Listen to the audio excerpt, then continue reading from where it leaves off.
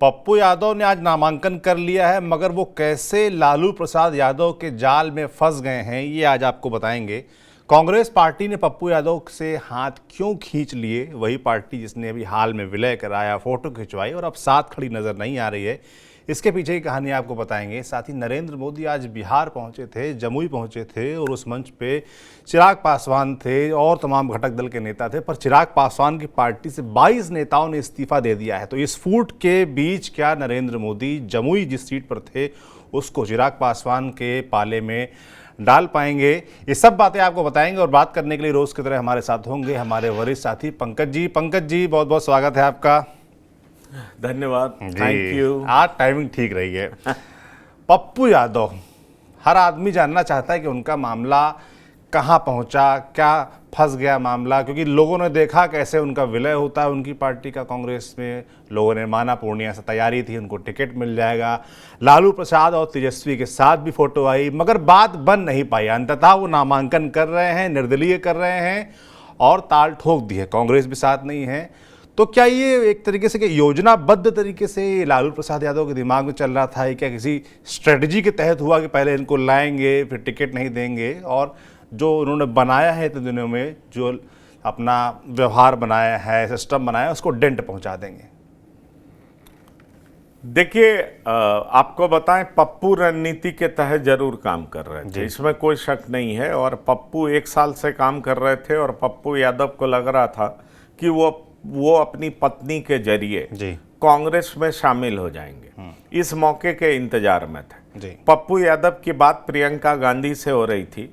पप्पू यादव ने खुद हमारे साथ इंटरव्यू में भी इस बात को एक्सेप्ट किया था कि कैसे प्रियंका गांधी उनका वेलकम कर रही थी और कैसे कई बार फोन आया और फिर प्रियंका ने कहा कि जाइए कांग्रेस ऑफिस और पार्टी में शामिल होइए।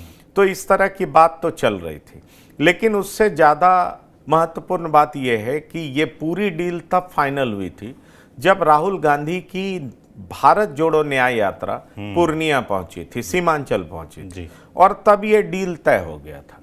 केवल पप्पू यादव को ये लग रहा था कि पप्पू यादव कांग्रेस में शामिल होने जा रहे हैं, और पप्पू यादव ने कांग्रेस के शीर्ष नेतृत्व से कहा था कि हम अपनी पार्टी को शामिल करा देंगे, लेकिन आप हमें पूर्णिया से टिकट दे दीजिएगा। और कांग्रेस के शीर्ष नेतृत्व ने हाँ भी भर दी थी। पप्पू यादव लालू प्रसाद यादव से मिलने चले गए, उनका आशीर्वाद लेने पहुंच गए, तेजस्वी यादव से भी मिले, और लालू प्रसाद को पता चल चुका था कि पप्पू यादव कांग्रेस में शामिल हो रहे हैं। और लालू प्रसाद इस गणित को समझ चुके थे कि पप्पू यादव पूर्णिया से चुनाव लड़ेंगे। लालू प्रसाद से जब मिलने पप्पू यादव पहुंचे तो लालू तेजस्वी दोनों थे, और ये खुद पप्पू यादव ने सार्वजनिक तौर पर यह कहा है कि लालू ने उनको ऑफर दिया कि आप हमारे साथ आ जाइए और मधेपुरा से चुनाव लड़िए। पप्पू यादव ने वहां पर कुछ पक्की गारंटी उनको दी नहीं, लेकिन अगले दिन वो दिल्ली की ओर रवाना होते हैं और उसके बाद कांग्रेस में शामिल हो जाते हैं। कांग्रेस में उनका शामिल होना निश्चित तौर पर लालू प्रसाद यादव को रास नहीं आया, इस बात को आप समझिए, क्योंकि लालू प्रसाद यादव ने उनको कहा था कि आप हमारे साथ आइए और मधेपुरा से चुनाव लड़िए।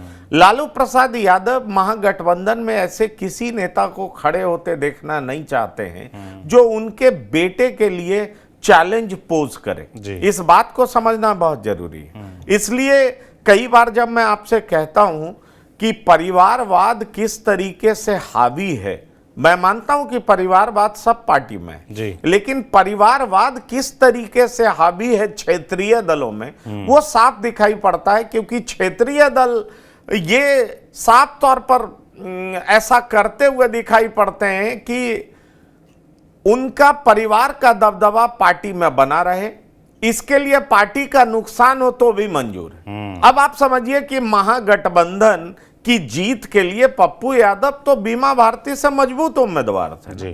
बीमा भारती रुपौली से विधायक हैं, और आरजेडी ने उनको अभी हाल फिलहाल कुछ दिन पहले ही आरजेडी ने अपनी पार्टी में शामिल करा है। पप्पू यादव का कद बड़ा है और पप्पू यादव वहां से कई बार जीत चुके हैं, ये भी सच है। अब सवाल उठता है कि जब कई बार जीत चुके हैं और पप्पू यादव 1 साल से काम कर रहे थे, कांग्रेस पार्टी आरजेडी की घटक दल है, तो फिर लालू प्रसाद यादव ने ऐन वक्त पर भांजी क्यों मार दी? ये समझना बहुत इंपॉर्टेंट है, जिसको हम कहते हैं ना बोलचाल, लोकल बोलचाल में भांजी मार देना। ऐन वक्त पे ऐसा लंघी मारा कि पप्पू यादव चारों खाने चित गिर गए। इस बात को समझिए। अब समझिए कि एक बार फिर बिहार में साबित हो गया कि लालू प्रसाद जो चाहेंगे कांग्रेस को वही करना हो, कांग्रेस उसके इतर सोच नहीं सकती। अब सोचिए इसमें प्रियंका गांधी, राहुल गांधी की कितनी भद पिट रही है कि लालू प्रसाद ने नहीं चाहा और इन लोगों के कहने के बावजूद पूर्णिया से कांग्रेस का टिकट दे नहीं पा रहे हैं। क्योंकि आपने सुना होगा कि कांग्रेस के प्रदेश अध्यक्ष हों चाहे कांग्रेस के बड़े नेता शकील अहमद खां हों, दोनों कह रहे हैं कि गठबंधन धर्म होता है, गठबंधन धर्म का पालन करना होता है, इसलिए हम लोग गठबंधन धर्म का पालन करेंगे। गठबंधन धर्म के तहत हमें 9 सीटें मिली हैं और हम 9 सीटों के अलावा और कुछ सोच भी नहीं सकते। अब सोचिए कि 9 सीटों का मतलब है कि पूर्णिया तो उसमें है नहीं, और आज पप्पू यादव की स्थिति ऐसी हो गई कि उन्हें अकेले जाकर के नामांकन भरना पड़ा।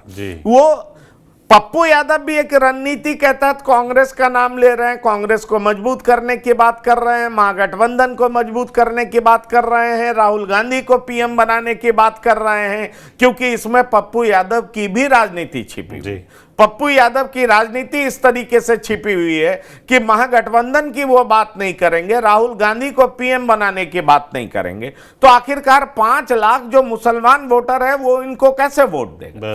क्योंकि तेजस्वी यादव तो इनको कह करके चले गए कि ये बीजेपी के एजेंट है। अब आप समझिए, पर दूसरी तरफ पप्पू यादव क्या जोर शोर से कह रहे हैं, वो कह रहे हैं कि अरे हमसे किस बात का बदला ले रहे हैं आप, हम तो हिना साहब का भी प्रचार करेंगे, हम तो मीसा भारती का भी प्रचार करेंगे, इस देश में युवाओं के लिए बात होनी चाहिए, रोजगार के लिए बात होनी चाहिए। आखिरकार वो सब बात कर रहे हैं, और ऐसा क्यों बात कर रहे हैं? ऐसा इसलिए बात कर रहे हैं क्योंकि मुस्लिम यादव बड़ा फैक्टर है पूर्णिया में, और साथ ही साथ वो तमाम जाति की भी बात कर रहे हैं क्योंकि सब जाति का वोट लेकर के वो पूर्णिया से जीतना चाहते हैं। तो पहले भी निर्दलीय जीत चुके हैं, इस बार भी वो निर्दलीय ही चुनाव लड़ेंगे, लेकिन कांग्रेस के खिलाफ नहीं बोल रहे। नहीं कह रहे कि कांग्रेस ने उनके पीठ में खंजर भोंका। ऐसा इसलिए क्योंकि कांग्रेस ने जो अपनी हालत दिखाई है उससे एक बात तो बहुत साफ होता है कि कांग्रेस अपने वादे से मुकर गई।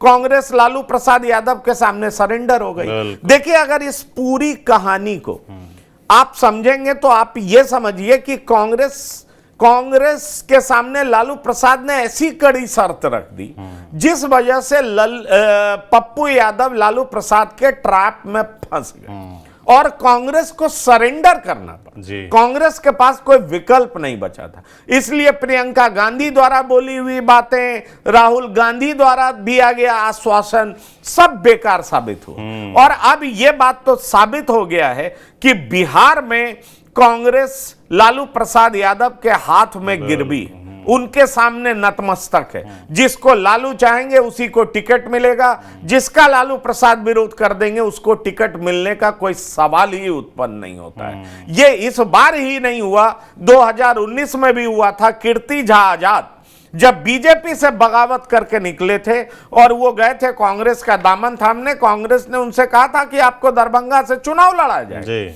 और मैं आपको बता दूं कि आज कांग्रेस के 2 बड़े नेता जो कि विधानसभा का चुनाव लड़ चुके हैं, जो कि कांग्रेस के लोकसभा के प्रत्याशी के लिए रेस में थे, वो कह रहे थे कि यहां तो कुछ होना नहीं है, यहां जो लालू चाहेंगे वही होगा, बाकी और कांग्रेस पार्टी का और क्या यहां पर राजनीतिक हैसियत है। और तीसरी सबसे बड़ी बात यह है कि जब पूरा खेल चल रहा था, इनको कांग्रेस में आने की बात चल रही थी, तो इसका विरोध तो बिहार प्रदेश अध्यक्ष अखिलेश प्रसाद सिंह भी कर रहे थे। तो अखिलेश प्रसाद सिंह जो कि बिहार प्रदेश के अध्यक्ष हैं और लालू प्रसाद यादव जो कि महागठबंधन के सबसे बड़े नेता हैं, दोनों हैंड इन ग्लव हैं। दोनों को यह मंजूर नहीं है कि बिहार में पप्पू भी आए, बिहार में कन्हैया भी आए। इसलिए हालत यह हो गई है कि पप्पू यादव को बिहार की जमीन से कैसे खारिज कर दिया जाए और उनको उनको महागठबंधन में एंट्री ना करने दिया जाए,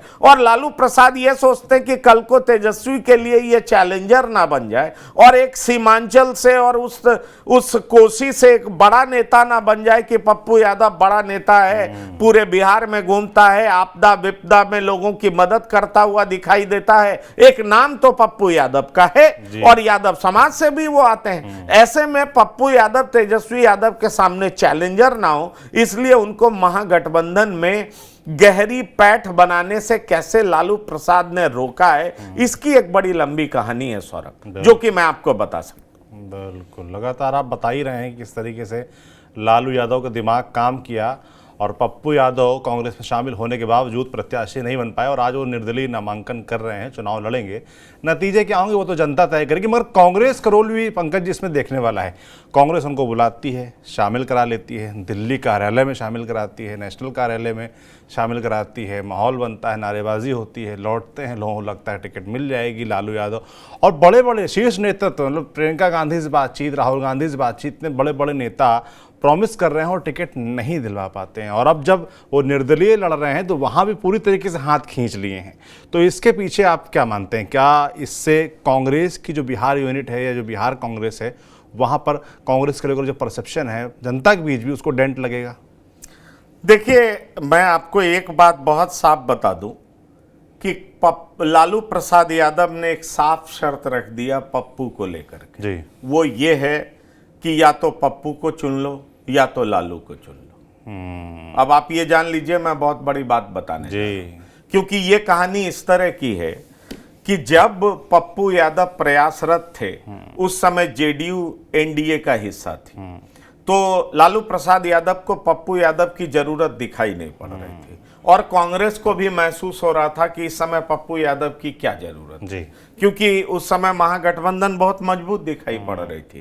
कांग्रेस के भी प्रदेश अध्यक्ष बहुत ज्यादा पप्पू यादव को लेने में इंटरेस्टेड नहीं थे। लेकिन आप देखें कि जब जेडीयू निकल गई, और जेडीयू जब निकल गई और उसी समय राहुल गांधी की यात्रा हुई और सुरेंद्र मोहन जो कि बिहार के प्रभारी थे, उनसे भी बातचीत चल रही थी। जब राहुल गांधी बिहार की यात्रा करने आए और पूर्णिया पहुंचे तो पप्पू यादव ने जिस तरीके से उनका वेलकम किया, सीमांचल में उनका वेलकम किया, उसके बाद ये डील लगभग तय हो गई थी कि पप्पू यादव, लगभग क्या पूरे तरीके से तय थी कि पप्पू यादव अपनी पार्टी का विलय कांग्रेस में कराएंगे और उसके बाद वो कांग्रेस के प्रत्याशी के तौर पर पूर्णिया से चुनाव लड़ेंगे। जब पप्पू यादव की नहीं चली, वो कांग्रेस में आ भी गए, प्रचार भी करने लगे, लेकिन इसी बीच लालू प्रसाद ने पूर्णिया से बीमा भारती को उतार दिया। अति पिछड़े समाज से बीमा भारती आती हैं, अति पिछड़ों को सेट करने के लिए और एक सोशल इक्वेशन बनाने के लिए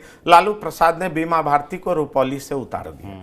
याद करिए कि उस समय लालू प्रसाद और तेजस्वी यादव दिल्ली पहुंचे हुए थे, वार्ता चल रही थी।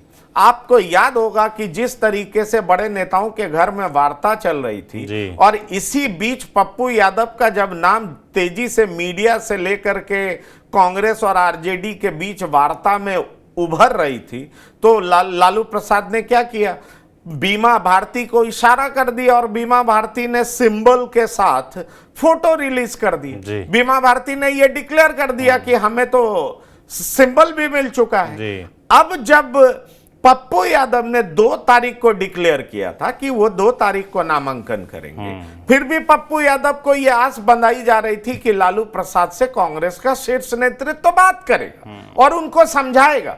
लेकिन आप याद करिए तेजस्वी यादव क्या कह रहे थे, हमारी यहां बातचीत होगी और हम पटना जाकर के अधिकृत तौर पर उम्मीदवार की घोषणा करेंगे। अब आप ये सोचिए कि पटना आकर के उन्होंने घोषणा तो की, लेकिन अपने कई उम्मीदवारों की घोषणा तो वो पहले ही कर चुके थे। औरंगाबाद से कौन लड़ेगा, बक्सर से कौन लड़ेगा, गया से कौन लड़ेगा, जमुई से कौन लड़ेगा, ये सारी बात तो वो पहले ही कर चुके थे। इसमें दिल्ली आकर के और फिर कहना कि हम पटना जाकर के अधिकृत तौर पर घोषणा करेंगे, उसका मतलब क्या था? पटना आए और कह दिए कि 9 सीटें हम ये सीटें दे रहे हैं, उसमें पूर्णिया का कहीं नाम नहीं था।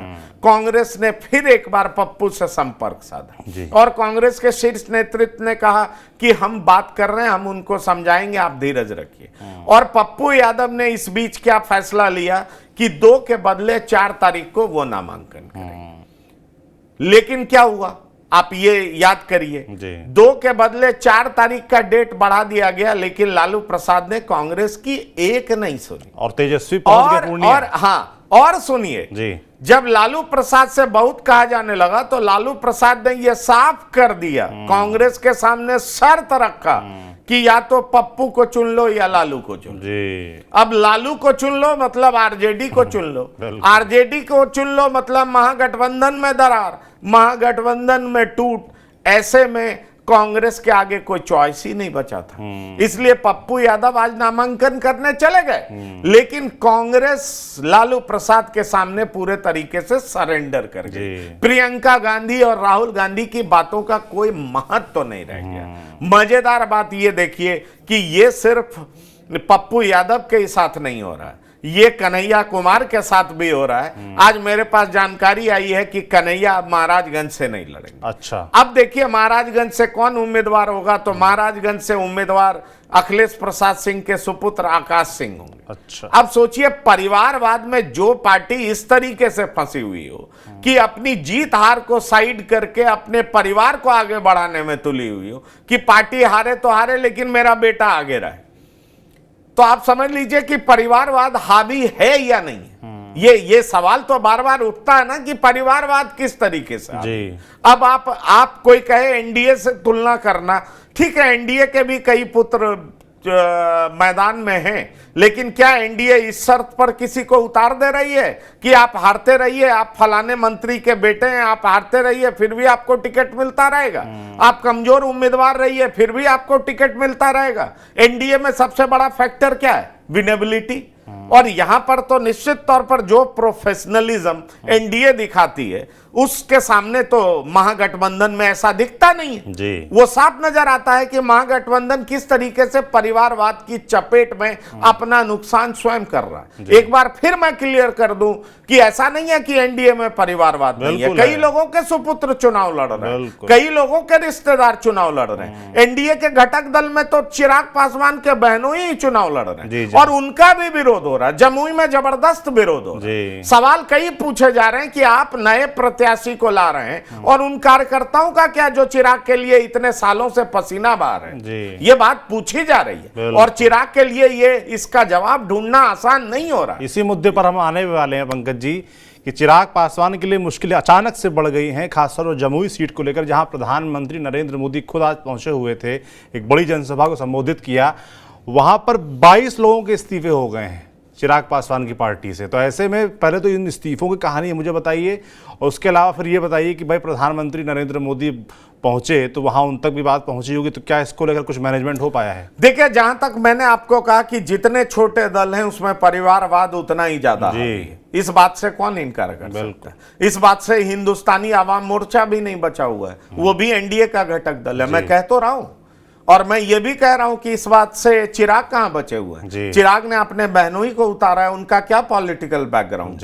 ये एलजेपी रामविलास के कार्यकर्ताओं को पूछने का हक है। और कई लोगों ने जो इस्तीफा किया है वो इसी आधार पर इस्तीफा किया है कि आखिरकार पसीना हमने बनाया, बहाया, मेहनत हमने की, हमने आपके साथ तब मेहनत की जब आपके साथ कोई खड़ा नहीं था। चिराग अकेले थे, अलग थलग थे, इनके 5 एमपी इनका साथ छोड़ करके चले गए थे। लेकिन चिराग क्या अरुण कुमार के साथ खड़े रहे? नहीं खड़े रहे। चिराग क्या संजय सिंह के साथ खड़े रहे जिन्होंने इस्तीफा किया? नहीं खड़े रहे। चिराग क्या रेणु कुशवाहा के साथ खड़े रहे? नहीं खड़े रहे।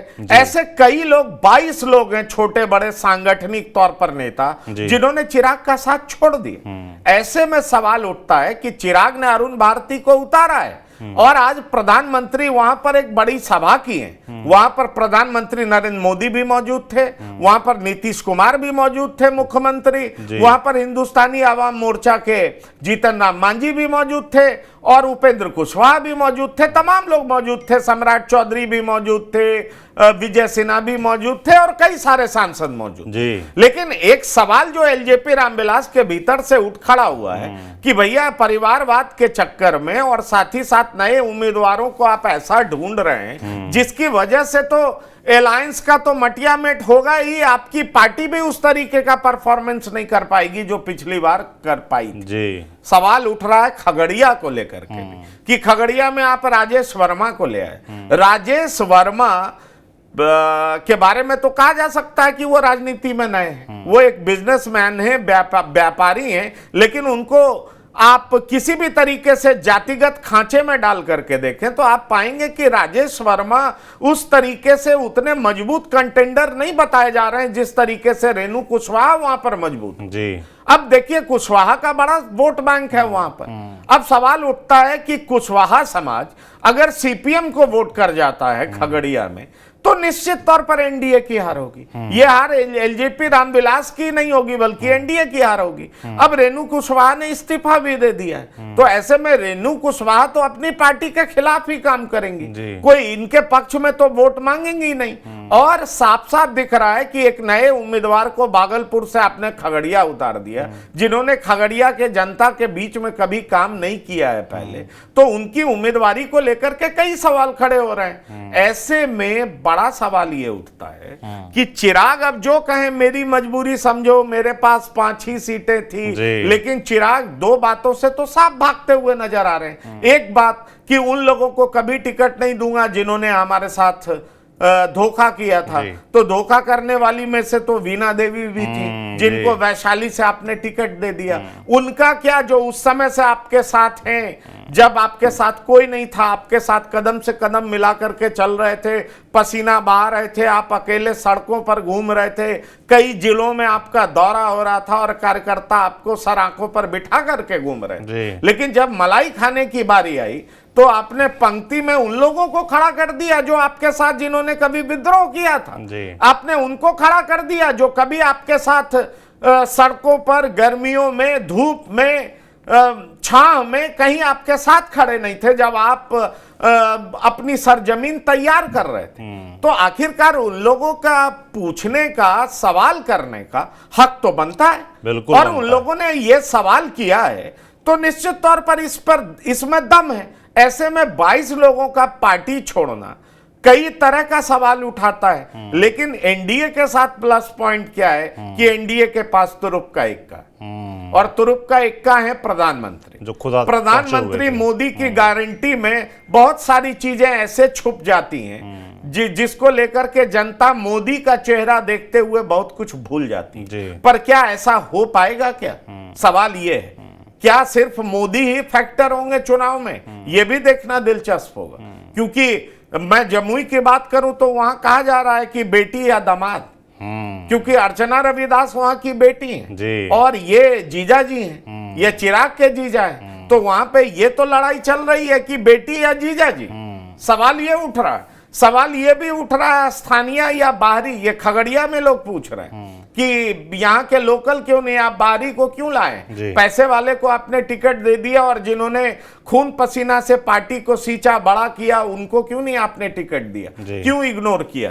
तो ये चक्कर तो वहां भी है, चिराग की पार्टी में भी है। पर सवाल यह है कि प्रधानमंत्री के विराट नेतृत्व और विराट लोकप्रियता क्या चिराग द्वारा उठाए गए इस कदम को जीत में बदल देगी, तब्दील कर देगी? क्योंकि प्रधानमंत्री के को लेकर के ये बात तो है कि वो जहां जाते हैं वहां कई लाख वोट जो है अपनी तरफ खींच लेते हैं, अपनी गारंटी के दम पर, अपने भाषणों के दम पर वो लोगों को आकर्षित तो करते हैं। प्रधानमंत्री का चार्म 10 साल के बाद भी अभी भी वैसा ही बरकरार होता हुआ दिख रहा है, लेकिन इस पे मोहर एक बार तब लगेगा जब चुनाव का परिणाम आएगा। बिल्कुल, नतीजे सामने आएंगे तब समझ में आएगा, क्योंकि आज प्रधानमंत्री पहुंचे थे, भाषण भी दिया, उसमें सभी घटक दल मौजूद भी थे, मगर लोकल स्तर पर जो कंपटीशन चल रहा है, जो इस्तीफे हुए हैं, जो चिराग पासवान के लिए चुनौती खड़ी हो गई, उसको लेकर पंकज जी ने विस्तार से आपको समझाने की कोशिश की। आप आपकी जो भी राय हो हमें जरूर लिख के कमेंट में बताएं कि जो चिराग पासवान को लेकर 22 इस्तीफे हुए हैं उनके फैसले को लेकर उस पर आपका क्या सोचना है हमें ज़रूर बताएं। बाकी बिहार से जुड़ी ऐसी तमाम जानकारी आप तक हम पहुंचाते रहेंगे। आप देखते रहिए TV9 डिजिटल। शुक्रिया।